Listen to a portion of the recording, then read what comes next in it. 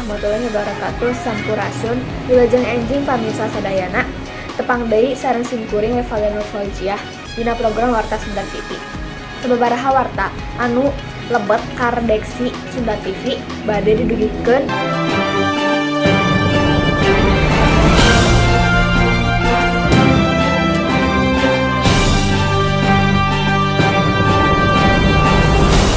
lebet kana warta kahiji nyaeta Timnas Indonesia lolos ka Piala Dunia U17 2025. Tim nasional U17 Indonesia hasilkan kemenangan nu meyakinkan 4-1 ngelawan Yaman dina pertandingan kedua Grup B Piala Asia U17 2025 nu dilaksanakan di Stadion Internasional Khalifa Doha, Qatar dina Senin 7 April 2025 peuting waktu satempat. Kemenangan ieu ngajamin langkah Garuda Muda ka babak final Piala Dunia U17 2025. Di saprak menit awal, Indonesia langsung nunjukkeun dominasi jeung hasilkeun 2 gol dina babak kahiji.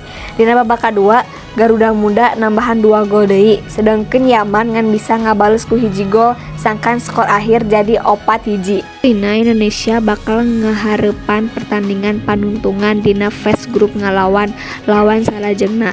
Kalayan hareupan neruskeun performa positif serta menangkeun hasil nu optimal.